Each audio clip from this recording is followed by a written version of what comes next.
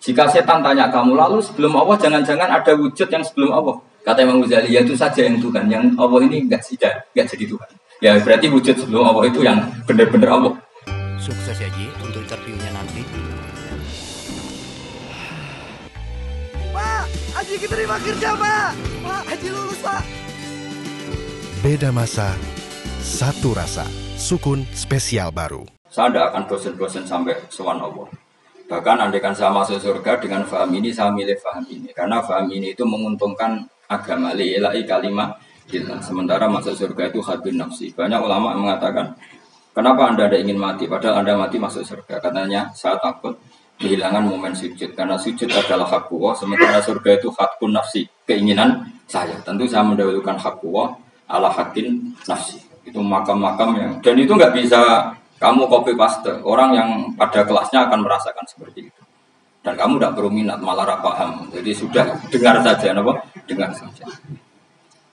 Begini misalnya, saya berkali-kali bilang, kenapa ulama dulu, saya ini kan di Sarang juga ngajar tauhid, dulu saya ngajar kubrul yakinnya, di beberapa madrasah, termasuk di Sidogiri saya juga ngajar tauhid.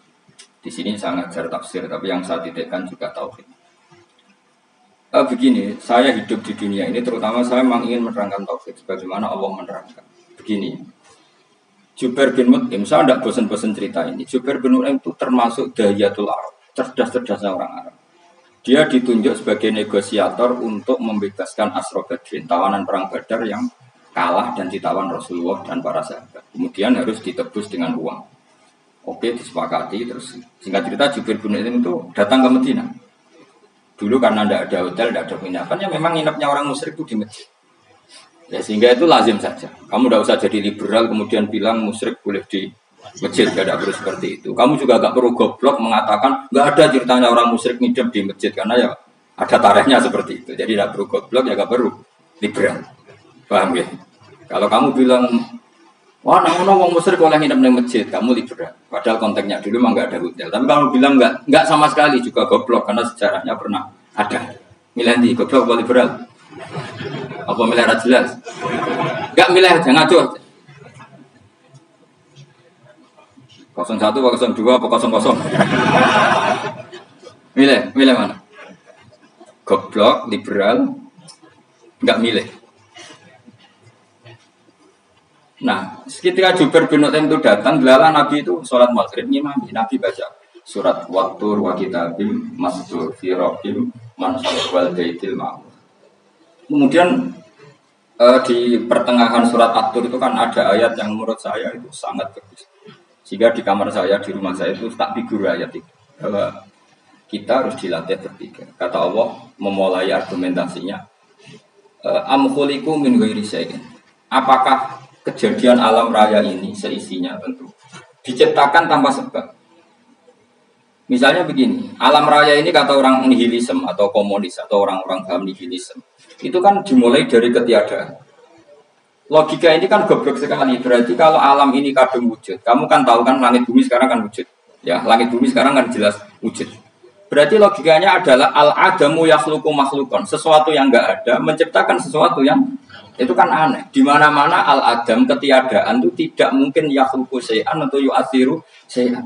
Di mana-mana ketiadaan itu tidak mungkin mengefeki sesuatu yang ada. Wong kamu sebut tidak ada itu berarti tidak mungkin bisa berbuat apa karena namanya tidak ada. Sekarang alam raya ini dimulai dari ketiadaan. Terus kamu simpulkan sesuatu yang enggak ada menciptakan yang ada. Itu gendeng apa enggak? Oh ya gendeng sarap. Orang usah dipatahin yang gendeng, sebenarnya mau mati deh. Jadi makanya Quran menanyakan mereka, am khuliqu min ghairi syai'in. Apa alam yang kadung wujud ini kemudian disebabkan oleh sesuatu yang tidak ada? Lalu kalau sesuatu yang ada pasti diwujudkan oleh yang ada. Nah, karena yang ada ini pencipta harus berstatus super. Nah, super ini oleh ulama disebut wajibil wujud. Maka Allah bersifat super, wujud yang paling prima, yang kausa prima. Karena pencipta tentu kelasnya harus di atas yang diciptakan. Makanya disebut ulama dulu menyebut Allah itu apa? Wajibil wujud. Karena pencipta tentu lebih dahulu, maka harus disifati awal atau qadim, awal atau qadim. Kayak apa Allah mendidik kita? Am khuliqu min ghairi syai'in. Terus Allah bilang gini, Ya nggak apa-apa, yang menciptakan nggak saya nggak apa-apa kata Allah. Tapi amhumul khaliqun, kamu saja yang menciptakan nggak apa-apa. Tapi syaratnya kalian juga harus merasa pernah ikut menciptakan langit bumi. Am khalaqus samawati wal ardh. Jadi nggak apa-apa kamu merasa Tuhan nggak apa-apa. Yang penting kamu merasa ikut nembok langit, ikut ngecor apa? Langit. Ya pokoknya ikut bikin. Terus kata Allah bala yukinun, kamu tak suruh merasa menciptakan langit bumi, kamu juga gak merasa iya, memang ya mereka merasa enggak kan. Akhirnya Jubair bin Mut'im saking enggak kuatnya. Am khalaqus samawati wal ardh bala yukinun amin dahum khuzuk. Sama Allah dibombardir seperti itu. Dia datangi Rasulullah, ya Muhammad, logika itu tidak meninggalkan akal saya. Matarok tali aktinasya. Akal saya habis Muhammad. Saya iman saja. Saya tidak cukup punya logika untuk melawan argumentasi ayat yang kamu baca. Saya iman saja. Terus iman. Makanya kalau ada logika nihilisme bahwa sebelum alam ini adalah ketiadaan, lalu pertanyaannya bagaimana mungkin ketiadaan menciptakan yang ada? Di mana-mana ketiadaan itu la yu'atsiru syai'an wa la yakhluqu syai'an. Jenenge wae tiada. Tiada itu ya enggak ada fungsinya, ya enggak ada efeknya, enggak ada prestasinya. Ya pokoknya namanya enggak ada ya enggak ada. Nah, ini penting saya utarakan.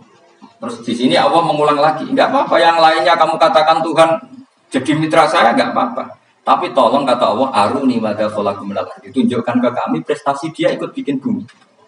Kita tahu misalnya Yesus, Isa lahir di bumi. Bumi sama Yesus dulu mana? Dulu bumi, dia lahirnya di bumi. Lalu dia melata di bumi, jalan-jalan. Kemudian dia mengatakan ini bumi Tuhannya saya. Jadi bumi kok enak, bisa aku sih. Tua aku sih, bodoh-bodoh pangeran aku dong. Lebih apa? Tua. Jadi Allah itu gampang sekali. Nah sekarang orang iman itu kuat itu semua. Makanya ada wali lagi. Iman itu Allah taklid, jaluknya yang aneh-aneh. Bojo ayu sugih jaga. Bila Allah secara hujah aja nggak pernah sudah minta. Makanya kita ini hidup di zaman saraf masalah. Lu kalau jaluk pengiran agak kuisen, coba kamu bela Tuhan tuh pernah bela apa? Bela Tuhan tuh gampang dengan argumentasi al-hujjah yang supaya agama ini tamkin fil arad, benar-benar mapan dalam logika. Yaitu tadi di mana-mana yang namanya sebab itu amrun wujudiyun, di mana-mana sebab itu sesuatunya harus wujud. Paling tidak kita sudah menolak nihilisme. Apa? Nah, nihilisme. Lah wujud karena wujud awal harus berstatus prima. Nah, prima itu dalam bahasa ulama disebut wajibil wujud.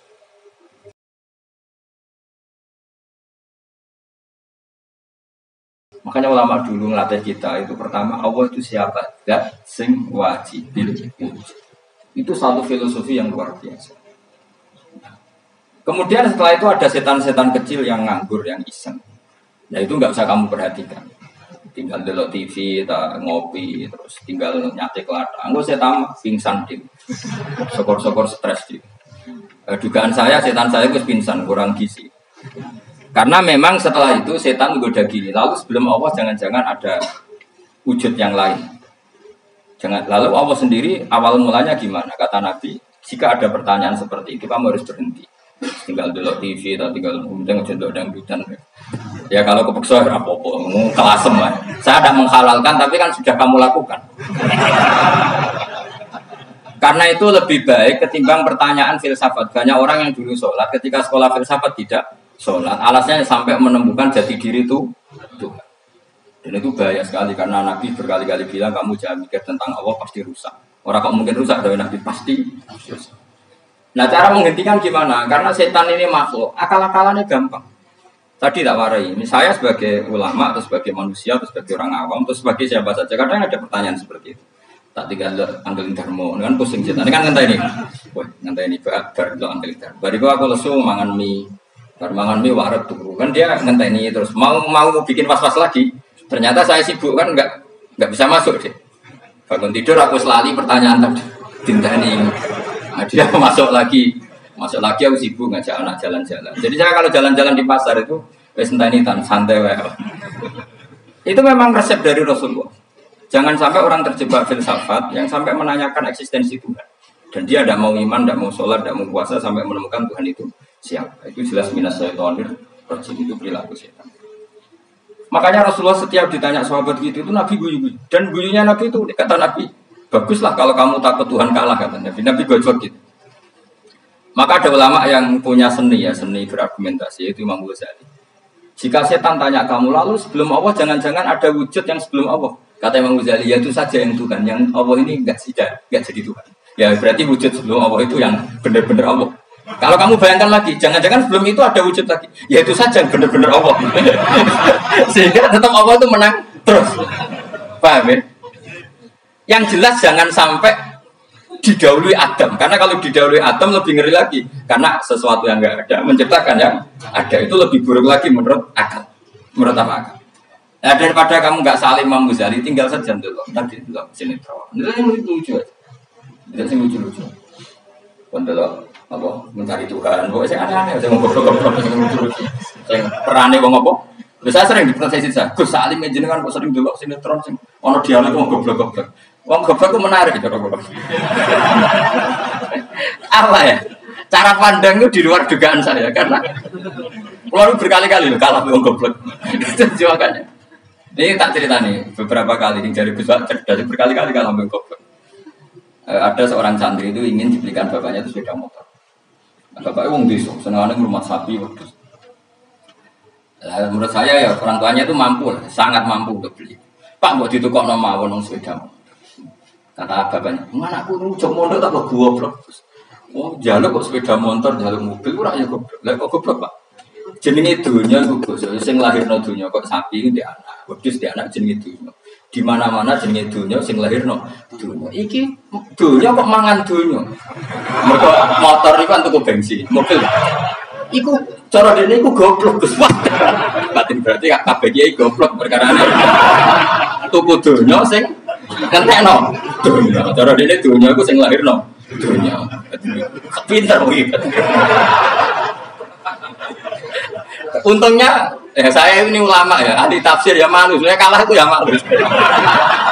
Tapi saya sebagai orang objektif fair, itu teori benar apa? Jadi dunia itu ya sing lahirno, dunia kok mangan dunia goblok. Untungnya dia dengan saya itu jaraknya 5 kilo 7 kilo karena titik. Lala dia diterkon sepeda motor, tapi tetap mengalah. Pak, nanti jalan kaki saja. Karena kalau pakai motor ini kegoblokan kata saya. Terus mendingan nih. Loh, Gus mau kalah tak?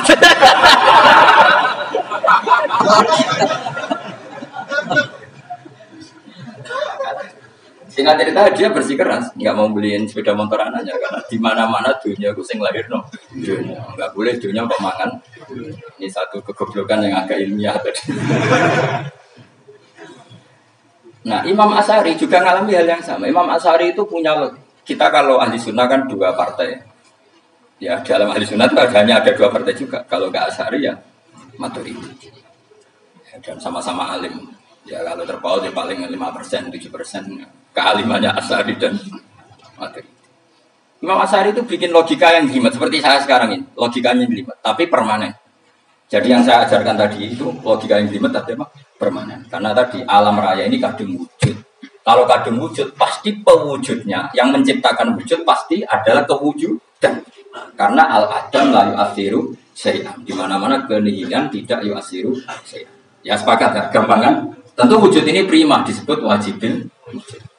Lalu Imam Asy'ari itu bersikeras. Kalau imanul muqall itu tidak diterima. Banyak keberatan ulama, tapi Nabi nyatanya yaktafi di imanil arab al-khalina anin nadur. Nabi nyatanya mencukupkan imannya orang-orang Bedui yang mereka itu kayaknya tidak bisa mikir. Ya, Nabi yaktafi bi imanil Arab itu wong desa al-khalina anin nadur yang mereka itu tidak bisa apa? Singkat cerita Imam Asy'ari survei. Coba ayo kita tanya orang-orang kampung. Ternyata kegoblokan orang kampung itu ya ilmiah, masyhur. Imam Asy'ari saja harus belajar dari wong awam, wong goblok-goblok. Kita kok ingin ya Badawi bima araf tarubak. Kowe kok iman be Allah itu bima araf tarubak. Lalu kamu tahu Tuhan kamu atas nama apa? Dengan logika apa? Jawabnya enak. Al-ba'ratu tadullu 'alal ba'ir wa asarul aqdam yadullu 'alal masir. Angger ana tletong ya ana ontane.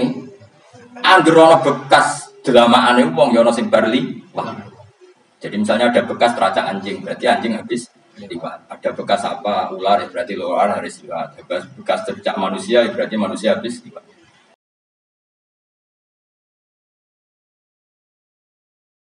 La wa hadzal alam asarun min asari qudratillah. Alam iki bekas mesti ana sing ya. Mas Ari pinter juga, mesti logikanya gak jelimet. Mereka kerana letong, ana sapine. Ana tracake wong berarti ana sing bar liwat. Dia ngomong gampang wa asarul aqdam ya dulu alam masjid. Nah, terus Imam Syafi'i habis itu ngendikan, ya sudahlah dengan logika apa saja. Meskipun karena zoli hadal arabi sebagaimana cara berpikir Bedui ini, sementing ada ada. Ya natural apa saja. Misalnya orang ahli matematika mungkin bilang angka dimulai dari 1. 0 itu akal-akalane Khawarizm. Maka dia ini kebingungan nulis 10. Tapi tetap angka itu dimulai dari 1. Kalau misalnya 1 untuk mecah kesulitan ya harus dimulai 0,1. Tidak bisa 0 tok. Jadi 0 dulu itu untuk mematahkan kalau jumlah itu tidak sampai 1. Tapi faktanya jumlah itu kan pasti 1 karena dimulai dari wajibin wujud. Khawarizm itu ya pintar matematika. Saya juga punya ilmu hisabnya Khawarizm. Itu kan dia karena kebingungan angka pecah. Misalnya 1 tidak sampai 2. Mau tidak mau harus dulu 1,5. Paham ya? Lalu kalau sebelum 1 tetap dia harus 0,5. Lalu hakikat 0,5 itu kan bagian dari wujud apa bagian dari adam? Tetap bagian dari wujud. Jadi 0,5 itu kan khayal kuliah. Tawari ya.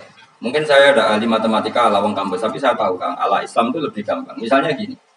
Sesuatu itu kadung kamu putuskan itu satuannya 1. Tentu ketika separuh kamu katakan baru separuh. Tapi sebetulnya ketika satuan itu kamu katakan 10, yang separuh itu sudah 5. Itu kan terserah yang bagi, no? Terserah yang bagi. Ya iya, misalnya 1 juta, 5-nya artinya apa coba? 500.000 kan? Sekarang kalau 100.000, 5-nya jadi berapa? 50. Kalau 1,5 jadi. Nah itu kan terserah satuannya apa? Tapi tetap dari 0,5 itu tetap menunjuk sesuatu yang wujud. Yaitu 5-nya sebetulnya apa? 5 yang separuh tadi. Paham sih kalau maksud? Tetap nggak bisa sesuatu dimulai dari apa? 0. Nah, makanya kata Abdul Hamid Khan kalau dalam mendidik tauhid itu gampang saja tadi.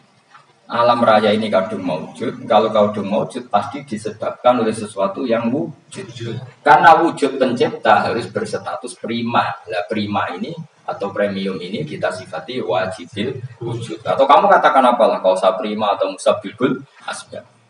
Nah kelirunya kita dalam berislam itu, kritiknya para ulama. Kita ini nyebut Allah dulu baru menceritakan status Allah. Kalau zaman Nabi itu dibalik. Status wajibil wujud itu kita terangkan dulu, baru yang oleh Islam itu namanya Allah. Paham ya? Kan beda, misalnya gini logikanya gini, kamu ketemu orang ateis, saya ulang lagi, kamu ketemu orang ateis, terus kamu ditanya, lalu alam ini yang menciptakan siapa? Allah Jalla Jalla. Mesti kan tanya, man huwa Allah itu siapa? Kalau dulu Islam mengajarkan nggak gitu. Surat pertama turun apa coba? Iqra. Iqra itu nggak nyebut kata Allah. Iqra bismi rabbika. Rabbika itu siapa? Alladzi khalaq. Sebutlah nama Tuhan. Yang berhak menyandang Tuhan adalah zat yang pencipta. Itu tidak ada kata Allah. Di surat Mudatsir, surat kedua. Ya ayyuhal mudatsir qum fa'anzir wa rabbaka fakabbir. Bukan Allah fakabbir, wa rabbaka fakabbir. Sehingga cara berpikir gini dibalik. Sebutlah Tuhan kamu. Tuhan itu siapa? Yang berstatus Tuhan adalah zat yang berstatus pencipta. Nah, lalu pencipta ini oleh Islam dinamai Allah. Kalau orang ateis kamu langsung bilang Allah, man huwa Allah. Jadi pertanyaannya Allah itu siapa? Lalu kamu jelaskan Allah adalah pencipta. Allah adalah wajibil wujud. Tentu lebih gampang kamu terangkan. Makanya Al-Quran menerangkan amkhuliku mirwiri syai'in. Mana nih saya di sini mana nih ya Allah? Apa? Oh, apakah mereka diciptakan tanpa pencipta? Tentu setelah Islam tahu itu namanya siapa?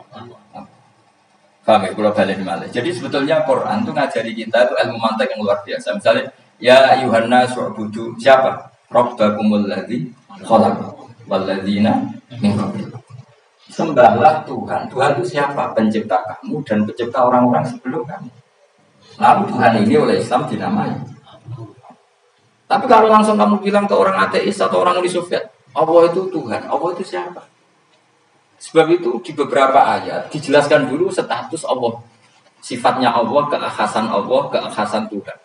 Yang dikatakan Tuhan adalah zat pencipta. Kalau tidak pencipta berarti tidak Tuhan. Sekarang Yesus pencipta bumi apa enggak? Enggak, karena dia lahir sudah di bumi. Begitu juga Fir'aun. Fir'aun tuh kalah telak sama Nabi Musa gara-gara logika ini. Ketika Nabi Musa ditanya Fir'aun, wa ma rabbul alamin, lalu Tuhan itu siapa? Kata Musa, rabbus samawati wal ardi, yang nuhani langit dan bumi. Jadi Fir'aun, enggak, ma'alim tulakum min ilahi wiri. Saya jalan-jalan kemana-mana yang dikatakan Tuhan oleh masyarakat saya. Kurang ajar Fir'aun. Terus kata Musa, ya Tuhanku yang di langit. Terus manggil Haman Mesir, ya Haman ibnili sorhalla ali abluhul asbab samawati fa'attoli ila ilahi. Haman, bikinan saya piramida yang tinggi, aku akan lihat Tuhan yang Musa. Ada enggak di sana? Padahal misalnya munggah tenan yang pangeran ra iso didelok kan repot Nabi Musa. Wah payah ya, kayak piramida nginceng pangeran tetep ra ketok kan. Akhirnya Musa pakai logika. Ya sudah gini saja, Rabbukum wa Rabbu abaikumul awwalin, yang menuhani nenek moyang kamu yang dulu-dulu. Wah itu langsung fabuhita Fir'aun. Fir'aun itu kaget sekaget-kagetnya. Dan para penggawa Fir'aun sadar. Wah kalau Fir'aun yang Tuhan, babanya tambah Tuhan. Tuhannya balita kan gitu. Tuhannya balita. Tuhannya barulah. Itu kan jadi logika yang mematikan. Kalau Fir'aun Tuhan berarti babanya dulu yang wujud itu tanpa Tuhan. Karena Tuhannya barulah lahir. Ini ada Tuhan datang terlambat ini. Akhirnya para penggawanya Fir'aun iman, mana gendeng ya Fir'aun itu gendeng. Itu pentingnya logika Rabbukum wa Rabbu abaikumul. Nah sekarang orang itu nggak belajar logika. Iman di Allah orang mantep ning ati, cek iso digunjang setan, jaluan ke sana. Jangan suara kok kamu tuh. Kamu tuh. Makanya banyak wali kalau ditanya, kamu masuk surga sama sholat milih mana? Milih sholat. Kenapa milih sholat? Di surga itu demi khadun nafsi saya, pora koya saya. Tapi kalau saya sholat itu untuk hak kuasa sebagai hamba, identitas kesejatian saya adalah menghamba. Soal nanti Allah bikin bonus surga silakan.